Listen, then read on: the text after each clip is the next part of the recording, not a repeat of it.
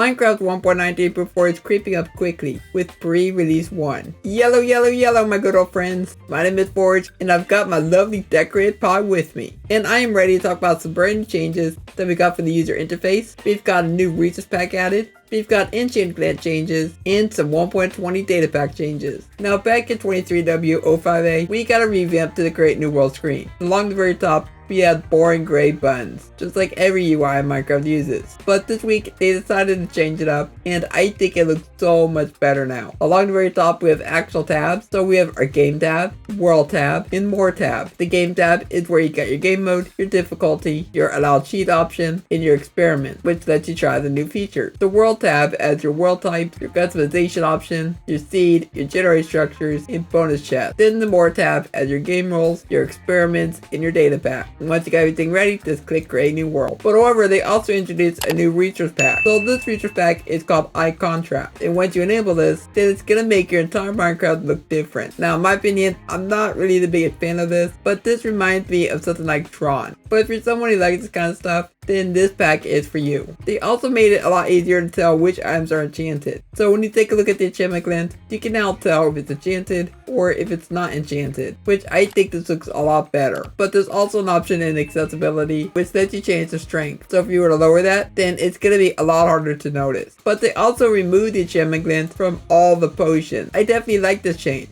because if you wanted to get any potion in the game, they all gave off a purpley tint, and it can get very distracting and very annoying. Let's say you want to find a night vision potion. Well, water breathing looked the same as night vision, but night vision is a darker blue than water breathing. And same thing for harming and strength. My goodness, it was hard to tell between the two. And by the way, if you're playing in 1.19.4 and you try to load up a world made in snapshots that was for 1.20, then you'll be unable to play on this world. This is a world that I made in pre-release 1 for 1.19.4. Then up below is for 1.20, which was made in 23W07A. If I click on this world, then it's going to give us a warning that we get always. Once you click on any of these options, then it gives you this pop-up. But I think this mainly has something to do with the data pack. Because if you're playing in the snapshot, then you have to activate the data pack just to be able to try the new features. And there's no way to remove those, and because of that, you can't find those worlds. If you click on safe mode, then nothing happens, so you can only go back to the title screen. They also made a small change to the tourist flower, which is a special flower you get for the sniffer. So usually when you interact with the flower as a brown mushroom, then you'll be able to interact with the bowl to get this special stew. Now this week they did the same thing for the tourist flower, and you'll get yourself night vision, which is exactly the same as a poppy. They changed the brush recipe, so now it's gonna be a feather,